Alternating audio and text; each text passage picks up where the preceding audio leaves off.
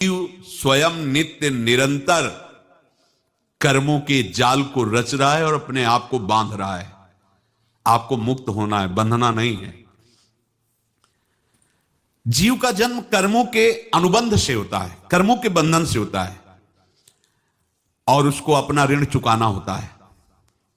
कर्मानुबंध ये बहुत सूक्ष्म विषय है। जैसे आप जिस परिवार में जन्म लिए हैं तो उस परिवार के लोगों से आपका ऋण है, इसलिए उसी परिवार में आप आए हैं। और ऋणानुबंध उसको बिना चुकाए या बिना वसूल किए आप वहां से जाएंगे नहीं। आपको लेना है तो वसूल करना है, और देना है तो चुकाना है। ये पूर्व के जन्मों से निश्चित किया गया है। जैसे किसी के यहां पुत्र हुआ, जन्म से ही पैसा खर्चा शुरू हुआ, जो बड़ा हुआ तो उद्दंडता के द्वारा मार पूरे परिवार को क्लेश पर क्लेश देता चला जा रहा है। ये तुम्हारे कर्म का फल है।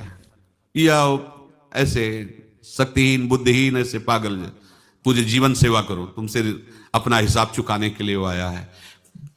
अब परिवार के जो सदस्य जुड़े आके, मतलब पत्नी आते ही पूरी हृदय में आनंद, परिवार में आनंद, और जीवन भर वो आनंद ही सुख देने के लिए उसका जन्म हुआ। वो अपना ऋणानुबंध मुक्त, और आते ही भयंकर क्लेश खड़ा कर दिया, बीच में दीवार और झगड़ा और ऐसा, फिर अतरे दिन मारपीट शुरू, कलह अशांति, पूरा जीवन नर्क हिसाब करने आए।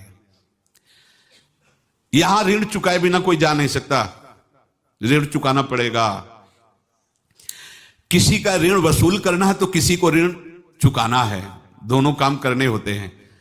अनेक जन्मों में अनेक लोगों के साथ हमने जो बर्ताव किए हैं, अच्छे या बुरे, वो होंगे।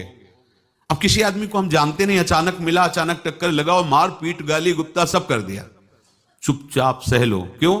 ये आपका हिसाब है, पूर्व का हिसाब। हमारा उससे कोई द्वेष नहीं, कोई संकल्प नहीं। अचानक घटना घटी और हमसे द्वेष करने लगा, हमें पीटने लगा, हमें गालियां दे, ये हिसाब है, चुपचाप सह जाओ। अपने घर का भाई ही भारी दुश्मन बन गया और क्लेश, हिसाब है। एक प्रभुदत्त ब्रह्मचारी जी की वाणी में पढ़ा था,